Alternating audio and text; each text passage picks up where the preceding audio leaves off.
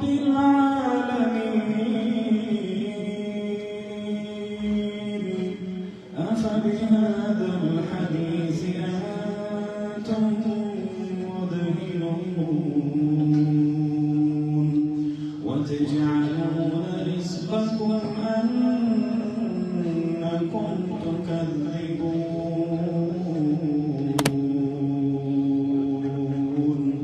فلولا إذا بلغت الحلقوم فلولا إذا بلغت الحلقوم فلولا إذا بلغت الحلقوم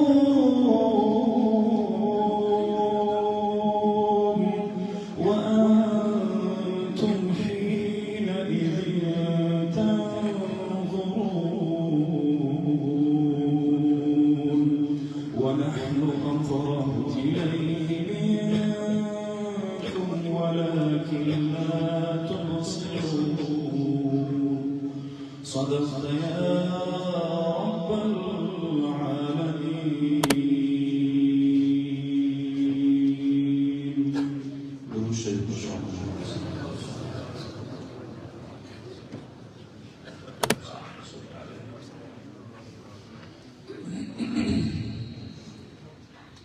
محترم و مکرم صدر مجلس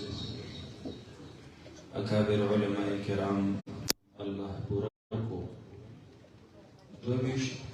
بچی د قرآن پاک حافظان شو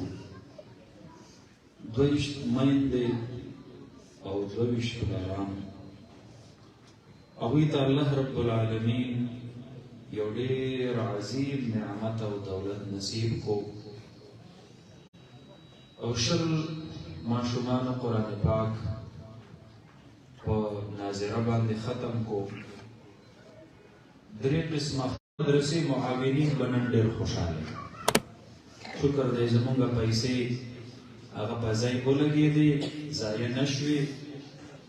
په دې حافظانو کې 4 بچي یتیمانان او حدیث مبارک کې راځي انا وكافل اليتيم كهاتين في الجنة وضم رسول الله صلى الله عليه وسلم إصبعيه من الوسطى والسبابة. نبي عليه السلام مبارك داخل قال قلت دغه سګړلې زما دې ګوتو ته وګورئ ابو هريره رضی الله عنه فرمایي دا دواړه ګوتې نورم نه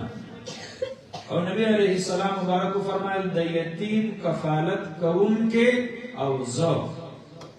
دا به جنت ته داسې څنګ په څنګ ځو لکه دا دواړه ګوتې چې تر څو ماتې شوي نه نو د یو بل نه جدا کېږي.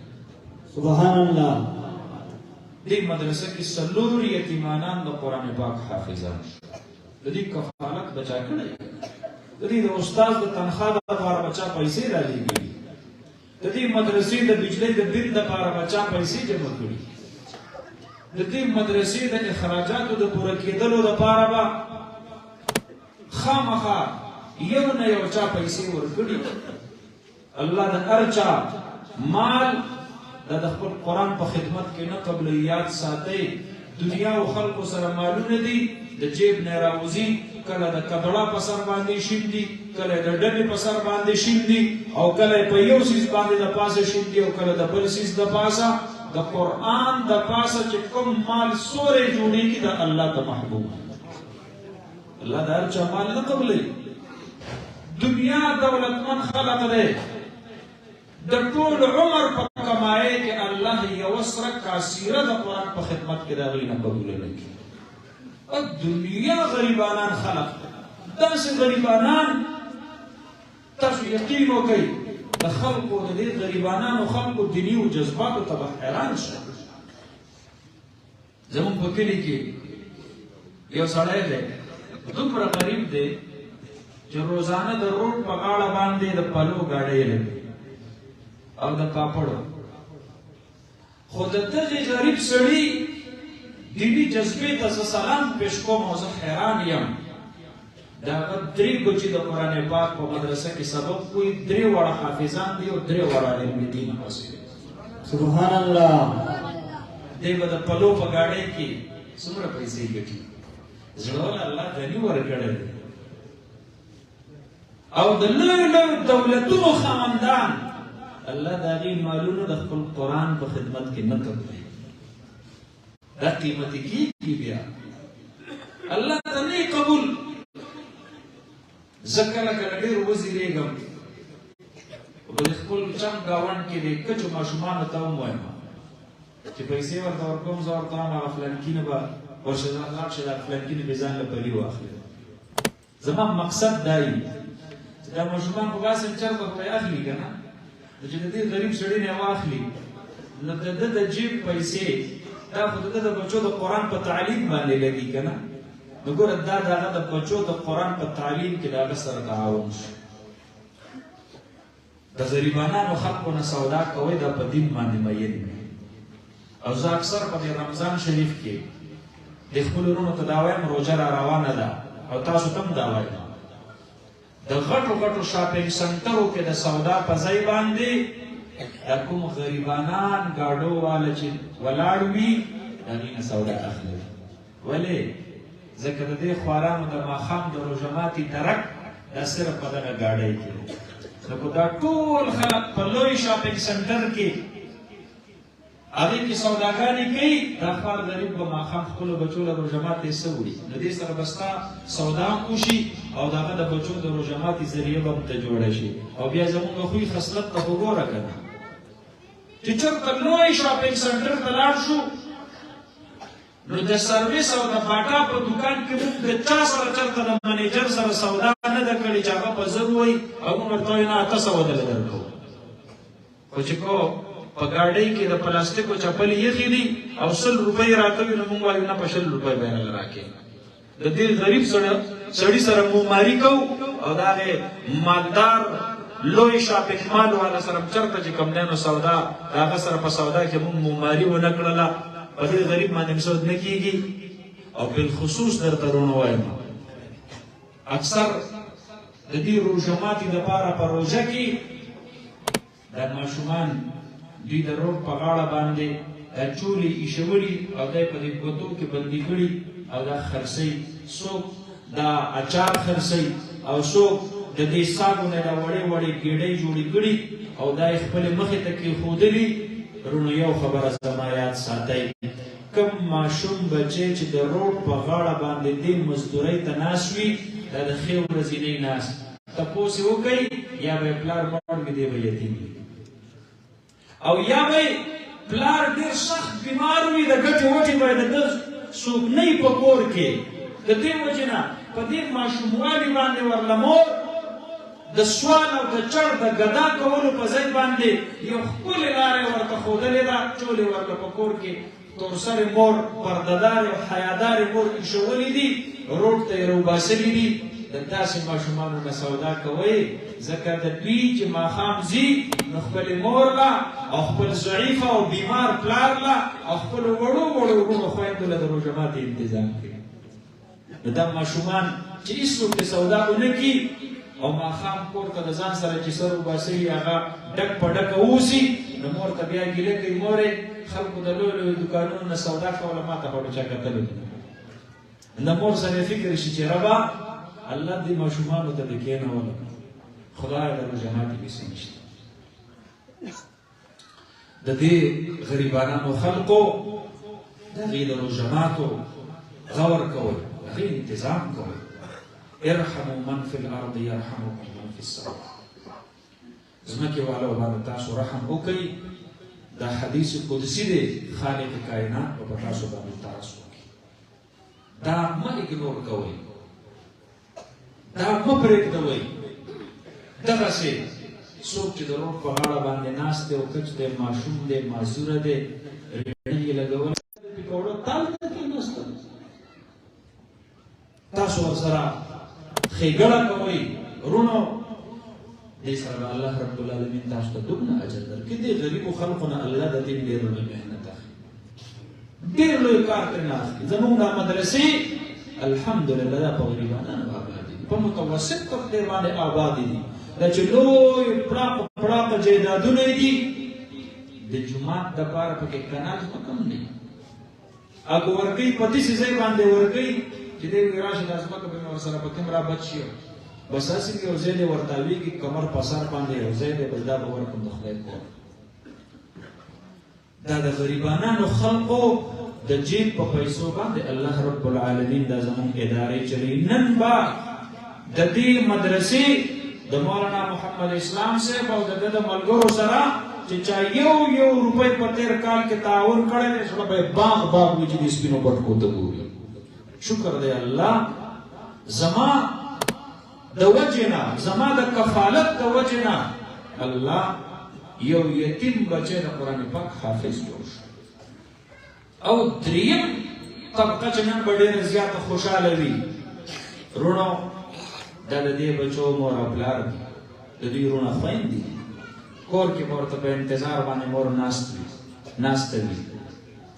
چې اوس به مې بچی راځي سپین پټکی به یې په سر کړی په غاړه کې به د قرآن پاک هار ور اچولی 3 کاله مور دې نننۍ ورځې ته پوهنتون کو دا نننۍ ورځ ده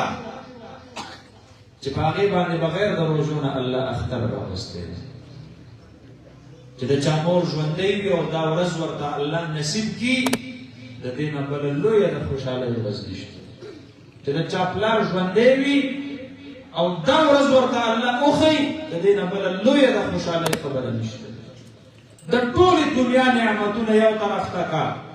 او د قرآن نعمت بل طرف ته ډېر لوی نعمت دی د الله رب العالمین د طرف امام شافعي صاحب رحمت الله علیه زمانه کې یو سړی له الله په بوډاوالي باندې اولاد یې نه کېدو په بوډاوالي مدرسو ته دعا کوي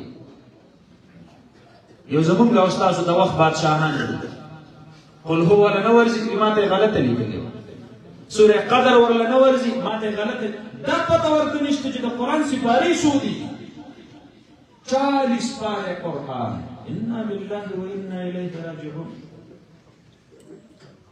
ایو دې دنیا مخلوق ورپسې روان دی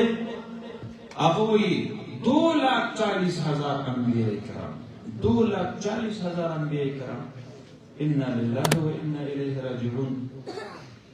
د قادیانیانو د کتابونو نصیز راخلی او زمونږ ستاسو نوي نسل دې مخکې ته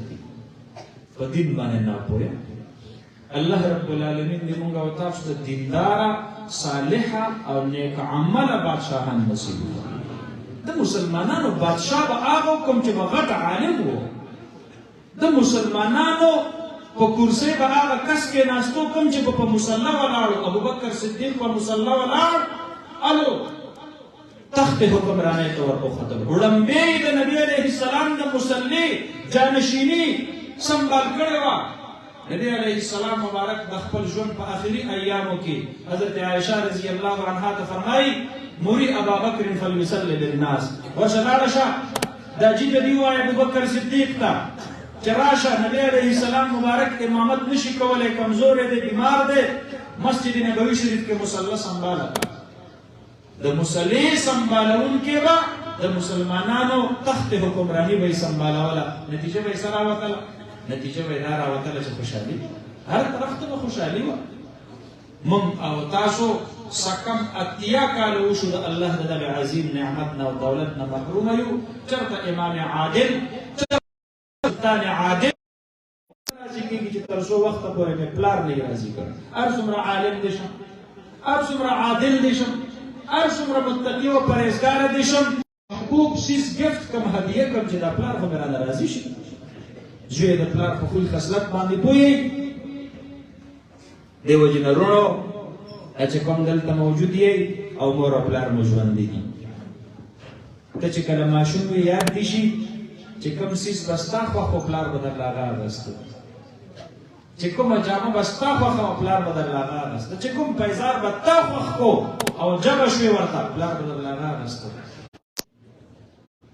نو تم ګوره په پیزار کې چې د کوم پیزار په سترګو ښکلی ولګېد پلار ته یې راوپخپوی بل ورځ د به دا پیزار وي او دا دوکانونه به ډکي پلار به د دنیا نه رخصت شوي ته وایي چې کاش ما په وخت باندې د خپل پلار خدمت کړی په کپړو کې ښایسته کپړه پلار په خوراک کې خپل خوراک خپل مور او پلار. نبی علیه السلام مبارک صحابه کرامو ته فرمایي د بدر او د احد په جهادونو کې چې تاسو کوم مال لګولی دی پته درته شته دی؟ یو قسم مال داسې دی چې الله ته د دې نه ډېر محبوب دی. صحابه کرام فرمایي والله لا ندري یا رسول الله صلی الله علیه وسلم د الله حبیب مونږ ته خو نه دی معلوم دا بله کوم مال وي چې د بدر او د احد په جهاد کې د لګېدلي مال نه الله ته ډېر محبوب وي. نبی علیه السلام مبارک ورته فرمایي اولاد چې کله لوړی مور او پلار ته مخې ته کېږدي الله رب العالمین ته د هغې مال نه دا لوړی ډېره محبوبه ده کوم مال چې ابوبکر صدیق عمر فاروق په بدر او د احد په جهادونو کې لګول. خپل والدینو باندې انفاق کوئ، هغې باندې خرج کوئ، هغې باندې خپل مال لګوئ. دا صدقه فی سبیل الله حسابېږي. بیبي باندې خرج کول صدقه فی سبیل الله، بچو باندې خرج کول صدقه فی سبیل الله حسابېږي. خپل مور او پلار په خوراک مه خفه کوئ او هغه چې بوډاګان شي هغه په خوراک څه کوي خو د بچي په سپکاوي ګوره ډېر خفه کېږي چې تا مختلف قسم میوې راغستي او د پلار د کټ په مخه باندې تېرېږي او خپلو بچو له یې کمرې ته دننه کې او مور هغه ورته ګوري په مړو مړو سترګو باندې دوی ته یې کېده او دوی به هم ستا په دې بچو باندې تقسیموي. زه یو عجیبه خبره تاسو ته کوم. زما الحمدلله 5 بچي ما لا تر اوسه پورې ما ته یاد مور او د پلار مخې ته یو سپکه خبره یاد ساتئ. دا ګورې د مور او د پلار د زړه نه بیا نه وځي ښه قبر له لاړ شي تورو خاورو ته ورسي او د مور او پلار د زړه نه داسې خبره بیا نه وځي. د شپې اکثر ګوډۍ وي زوی ته قارېدی نه شي څپېړه نه شي ورکولی نو الله ته ګیله کوي ربه دا الله دا څه چې کوم دی نو سپک اولاد ته دې پاتې کړي الله څه بېادبه بچو ته دې پاتې کړي. خدا دا اوس ما ته داسې خبرې کوي. جناب نبی کریم صلی الله علیه وسلم مبارک ته یو کس راغی ګیله یې ورته وکړه د الله حبیبه زما د پلار دی دومره پیسې لګي زما ټول پیسې دولت یې ختم دی. نبی علیه السلام مبارک د هغه پلار هم صحابي دی راوغوښتلو عرب طبعا او مزاجا د شاعرانو په دې کې د ادب ډېره لویه ماده وه. ادب عربي دا د دې په دې مزاج کې چې کوم دی نو دا هغه ګل شوی و. نو دا سړی چې په لاره را روان دی نو دی په دې زړه کې څه شعرونه جوړوي چې څنګه راورسېد جناب نبی کریم صلی الله علیه وسلم ته په ذریعه وحی الله رب العالمین په زړه کې ورواچوله چې دا د زوی د مال لګولو تپوس ترې وروسته وکړه خو اول ترې نه دا تپوس وکړه تا چې په دې لاره په زړه کې کوم شعرونه جوړ کړل دا خو راته لږ سنا وکړه. صحابي چې راغی نبي علیه السلام مبارک ته مخې ته ودرېد د دواړو جهانو سردار مبارک ورته وایي تا چې په دې لاره باندې کوم شعرونه په زړه کې جوړ کړل نو دا خو راته لږ سنا وکړه. حیران شو الله محبوب تاسو ته څنګه پته ولګېدله. نبی علیه السلام مبارک ورته فرمایي اللهم بی ربي ما ته زما رب اطلاع راکړله چې دا کوم خفا او درګیره پلار دی د دې خپل بچي نه په یو څو شعرونو کې یو څو ګیلې په دې لاره وکړلې او د زړه په دغې شعرونو باندې د الله نه علاوه بل هېڅ چا ته علم نشته. هله شا به شعرونه راته سنا وکړه د شعرونه یې شروع وکړل. زما بچیه یو وخت ته د مور په ګېډه باندې موږ درته خوشحالېدلو موږ له به الله اولاد راکړي ته وزېږېدلې هغې نه وروستو ستا خوشحالي زما خوشحالي جوړه شوله ستا خفګان زما خفګان جوړ شو ستا آرام زما آرام جوړ شو ستا بې آرامي زما بې آرامي جوړه شوله ته به ټوله شپه په تکلیف کېدلې تا به ژړل زه به درته ناست ومه زما بچیه تا له یو وخت الله رب العالمین ژبه ګویا کړه ما په تا شیرینۍ تقسیم کړې زما بچیه تا په یو وخت کې چلن شروع کو ما په تا شیرینۍ تقسیم کړې زما بچیه ستا د خوږو وړو خبرو ته به موږ نیم لویېدلو زما ملا ستا بچپن راټیټه کړله زما قوت او ځواني ستا بچپن ختم کړلو زه بیمار شوم ته ځوان شوې، زه ضعیفه شومه، ته طاقتور شولې، تا پیسې وګټلې، نن زه ستا د وړاندې داسې یم لکه یو نوکر چې د خپل آقا مخې ته ولاړ وي، ته نن په ما باندې حکمونه چلې. نو خو یو نوکر د چا سره نوکري کوي نو ډوډۍ خو به ورته په صحیح طریقې باندې د سبا بیګا ورکوي. زما بچیا، زه ستا پلار ستا په کور کې هغه نوکر جوړ شوی یم چې ته ما ته د سپي غوندې ډوډۍ دا راته راچې او بیا راته کورې شه وایې. او ډېر لوی ګیلې او فریادونه نبي علیه السلام مبارک دا شعرونه اوري او د سترګو مبارکو نه اوښکې بهیږي، د سترګو مبارکو نه اوښکې بهیږي. دا صحابي چې کله خپل شعرونه یې پوره کړل او د نبي علیه السلام مخ مبارک ته وکتل نو د رحمت للعالمین مخ مبارک دا د یو پلار د خپل بچي دپاره د درد د اظهار د وجې نه دا د اوښکو نه ډک و. د دواړو جهانو سردار مبارک په جلال کې راغی، ویې فرمیل انت ومالک لابیک، هغه زوی ته ورته وایي تم د دې پلار ملکیت کې راځې او ستا مال هم د دې پلار په ملکیت کې راځي. د ده خوښه ده چې د خپل ضرورت دپاره ستا د مال نه څومره هم لګي ده ته اجازه ده. نعره تکبیر، نعره تکبیر، شان مدارس. دا دینی اصلاحي اجتماع ده.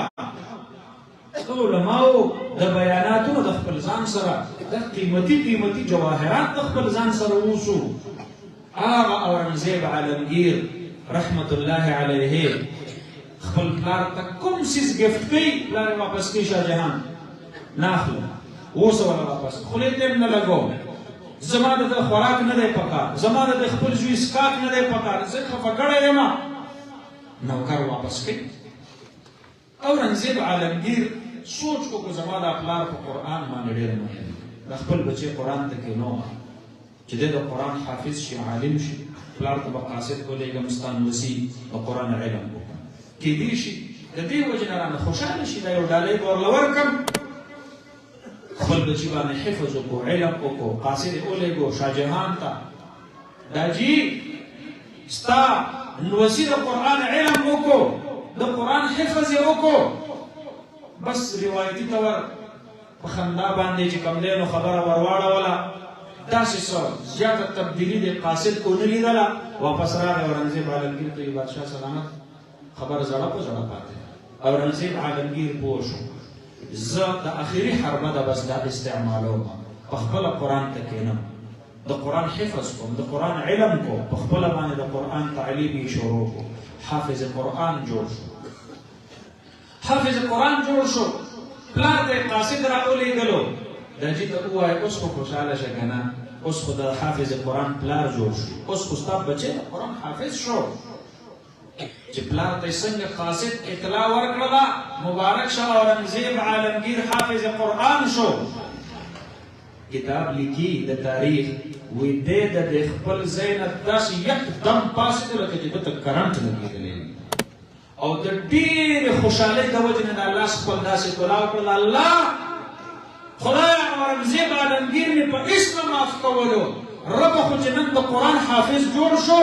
او زه یې د قرآن د حافظ پلار جوړ کړم او ما ته به د محشر په میدان کې الله د خپل نور تاجونه ته راپسرې، ربه په دغه عظیم نعمت او دولت راکولو باندې د خپل زوی نه زه خوشحاله شوم، ما معاف کړه. داسې خلک هم شته د خپل پلار، د خپل بچي، د خپل رور، د خپل رشته دار په دیندارۍ باندې خوشحالي کول د ایمان نښه. حدیث مبارک کې راځي جناب نبی کریم صلی الله علیه وسلم فرمایي اذا سرتك حسنتك فانت مؤمن وساءتك سیئتك فانت مؤمن.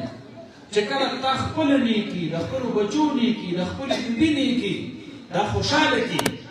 نو ته پوه شې چې ته مؤمن یې. نن چې په دې محفل کې څومره وروڼه راغونډ شوي دي او د دې خپلو بچو د دې خپلو وروڼو او د دې خپلو کشرانو په قرآن باندې خوشحالي کوي، نبی علیه السلام درله زیری درکوي الحمدلله ستاسو په سینو کې د فتنو په دې زمانه کې هم الله ایمان محفوظ ساتلی. انتم مؤمنون، تاسو مؤمنان یې تاسو د ایمان نښه دا ده چې تاسو نن په قرآن باندې خوشحاله یې دا خوشحالي کله کله الله مور او پلار ته ونه ښیي نیمګړی کې الله رب العالمین ترنه اولاد واخلي بله ورځ مې کتل د وفاق المدارس امتحان تېر شو یو طالب العلم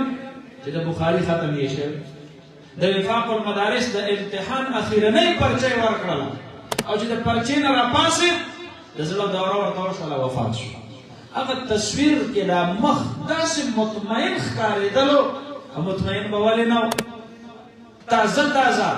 د قرآن کریم او د احادیثو نه الله رب العالمین سینه مبارک کړې وه داسې خوشحاله پروت و نو ما وی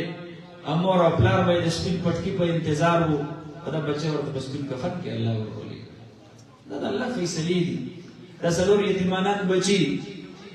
دی به د دوی د پلارانو د خوشحالۍ به نن څه منظر و چې دوی خپل پلاران لیدلی وی دلته په خوشحالۍ باندې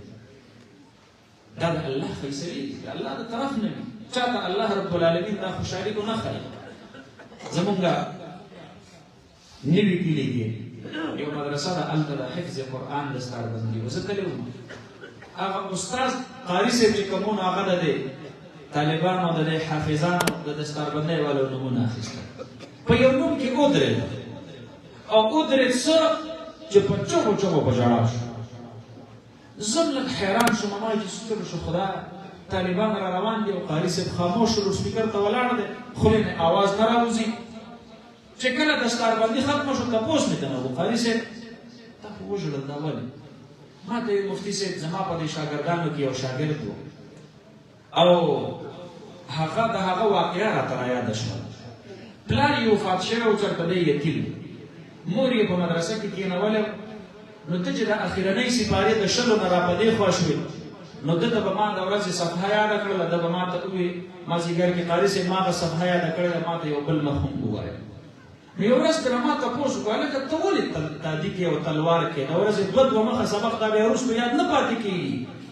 ویې ما ته یې ویل چې قاري صاحب زما خو پلار مړ دی یتیم یم او زما مور هغه ډېره زیاته ناجوړه او ما ته وایي بچیا استاد ته دې ووایي سبق درته ډېر وایي زما ډېر ارمان دی چې ستا دستاربندۍ نو دا د دستاربندۍ نه د دې حفظ له 3 میاشتې مخکې د دغې ماشوم هغه مور وفات شوه دا قاري صاحب وایي د دې دستاربندۍ په سهار باندې د وړو ښایسته جامې اغوستلې نوې کپړې پټکي وهل دی یو سیټ ته ناست و د دیوال په وخت کې د ژړل نو ما ورته ویل لکه دا ولې ژاړې وایي چې قاري صاحب پلار خو مې الله مخکې اخیستی او د مور مې ډېره لویه تمنا وه چې زه ستا د قرآن د دستاربندۍ دا ورځ ووینم نن خو مې مور هم نشته دی په تورو خاورو کې پرته ده دا خلق پلاران به یې راشي په سر به ورله لاس کېږدي په تندي به یې ښکل کړي او مور به ورته په وره کې ولاړئ او دا به ورته وایي بچیه مبارک شه ختم دې مبارک شه حفظ دې مبارک شه نو قاري صاحب پلار مې مخکې مړ و مور مې ورپسې اوس د دنیا نه لاړه او په خپله باندې هم خپله خوشحالي نشم لیدلی قاري صاحب راتلي وي دا حافظ چې درته کوم ځای یادوم ما ته یې ویل مفتي صاحب یې دی په سترګو هم نابینا دی وی ما ته یې وی چې نه مې مور او پلار زما خوشحالي ولیدله او نه خپل پټکې په خپله باندې وینم زه په خپله باندې په سترګو ړوند یم نو خلک خوشحالېږي او په ما باندې چې کوم دی نو غم دی ما ته پلار مې رایادېږي مور مې راته رایادېږي چې کاش نن زما څوک وی شکر وباسئ چې الله رب العالمین دا نننۍ ورځ چاته نصیب او الله رب العالمین دې موږ او تاسو ټولو ته د خپلو بچو د قرآن خوشحالي نصیب د دین خوشحالي دې الله موږ ته نصیب دا 22 ماشومان حافظان د دې پلاران او ورونه به دلته ناست دي رشته دار زه تاسو ته یو اخرنۍ درخواست کوم ستاسو په دې بچو باندې ډېره لویه خواري شوې دا بچي راله ګوره ضایع نه کوي ښه دا تاسو له کور ته درلیږو د دې د لمونځ او د اودس به تاسو خیال ساتئ د دې د دینداره ماحول به خیال ساتئ داسې نه چې شپږ اته کاله پس قرآن ته نه هېر شوي وي تش کدو په دې لارو کوڅو کې ګرځي راګرځي زمونږ د ټول عمر هغه خواري به راله ضایع تېره کوي نو دوی به په دې را روان رمضان شریف کې مصلې ته مخکې کوئ نیت به ورپسې تړئ کو 10 سپارې ویلی شي کو 15 ویلی شي کو دور یې نه کړی چې څومره ویلی شي دا به ترې مخامخه اورئ کو په جومات کې گنجایش نه وي نو په کور کې په دیره کې په حجره کې ایک په تراو کې نه په نفلو کې مخکې کوي قرآن ته نه واوري څومره خوش قسمته پلار دی چې زوی مصلی باندې ولاړ وي پلار په خپله حافظ نه دی او ښایسته قرآن کریم یې د زوی تلاوت کوي او پلار ورپسې شاته نیت تړلی الله دې دا ورځ موږ او تاسو ټولو ته نصیب کړي څومره خوش قسمته پلار وي زه خو ډېر کوزېږم چې کله پلار وفات شي او د جنازې کټ حاضر شي او په دې ټولو صفونو کې د ده نه پیدا د ده سکه زوی د ده د زړه ټوکړه هغه د ده کټ ته رامخکې شي او جنازه په خپل پلار باندې وکړي د پلار اخرنۍ خدمت الله اکبر دا په خپله باندې ووایي زه هم دا پلار ډېر خوش قسمته یم داسې اولاد هم شته دی جنازه ولې نه ورځي او څوک خو داسې دور ته مونږ او تاسو رسېدلي یو الله دې مونږ ته معافي نصیب زمونږ په دې سلارزو کې بونیر کې ما ته یو مشر وویل مفتي صاحب دلته سالکان دي ځان ته په دې فیسبوک باندې هیومنسټ لیکي مونږ انسانیت پسند دي مذهب نشته قرآن او حدیث دا ټول هر څه ډګوسلي دي انا لله جنت او دوزخ دا نشته دی وی د هغې سره یو هلک هسې د دې کلي په همزولتیا کې ملګری شو مازدیګري کې ووتل چکر له کرکټ ګراونډ ته تللی نو دا یو کم بارایي هلک چې و د دې د ګروپ نه نه و وی دې نه جومات ته وروګرځئ چې هلکه تاسو ګراونډ ته ځئ زه د مازدیګر لمونځ کوم درځم دې چې مونځ وکړو او د هغې خواله لاړ نو دغه هلکان هغه چې کوم دی نو دې هلک ته وایي دا چا چې مونځ وکړو هلکه مونځ دې وکړو دی ورته وایي وایي د تبلیغیان خو وایي چې دا مونځ دا د خدای سره خبرې دي نو تا څنګه د خپل خدای سره دې خبرې وکړې هغه خدای دې څنګه او طبیعت یې ښه انا لله وانا الیه راجعون د دې پلاران به په دې تمه زما زوی به په ما جنازه وکړي هغه الله مني نه ټوکې کوي په الله پورې داسې یو دور کې مونږ او تاسو راوړل فتنو دور دی علماو نه موجوده کېږي د تبلیغي جماعت نه موجوده کېږي د دین نه مدرسې نه موجوده کېږي ورونو دا درې د نجات لارې دي د نجات او په دې کې چې کوم علما کار کوي دا څنګه دیني ماحول چې دلته دی مونږ وایو الله دغه شانتې دیني ماحول په ټول پاکستان کې راوړي زما په کور کې چې کوم دی نو قرآن تلاوت خوښ دی نو په بار باندې ډم ډوم ولې خوښوم د خپلې لور دپاره مې پرده خوښه ده نو د پاکستان د بڼو دپاره مې د خپلې لور دپاره پرده غواړم او د پردۍ لور دپاره بې پردګي غواړم وایي 3 کاله ما په پبجي گیم کې M4 استعمال کړی دا د امریکې یو ټوپک دی په هغې باندې مې په دې گیم کې خلق ویشتل نو چې 3 کاله د ماشوم په ذهن کې دا ټریننګ وشي دا مشق وشي دا ایکسرسایز وشي نو سهار چې لاړ پلار باندې تماچه کېښودله ډز شو په دې سر باندې یې ویشتلو پلار یې مړ شو مور ورته ویې وحسنینه دا دې څه وکړل هغه حسنین هغه تماچه مور ته ونیسله او په مور باندې ډزې وکړلې مور یې ورته لاندې پرته وه او ده به پرې یو ډز کوه یو ډز به یې پرې کوه کم کسان چې موقع له راورسېدل د هغې د خولې خبره درته کومه وی دې مور یې چې بېهوشۍ ته تلله نو وی دې مور قربان شم د میندو د پلارانو خپلو بچو سره د محبت نه وی دې مور یې ووی زما بچي حسنین ته څه مه وایه د ماشوم پلار یې ول ووژلو مور یې وژله او د مور بیا هم د الفت دا اظهار دی د محبت دا اظهار دی شکر وباسئ چې په معاشره کې علما دي بچو ته راله د الله دین ښایي الله رب العالمین دې دا مدرسه کامیاب کړي حضرت مولانا محمد اسلام سے دا خدمات دې الله رب العالمین خپل بارگاه عالیه کې قبول او منظور فرمایي او الله رب العالمین دې زموږ او ستاسو د ټولو په کورونو کې د قرآن کریم حافظان پیدا کړي الله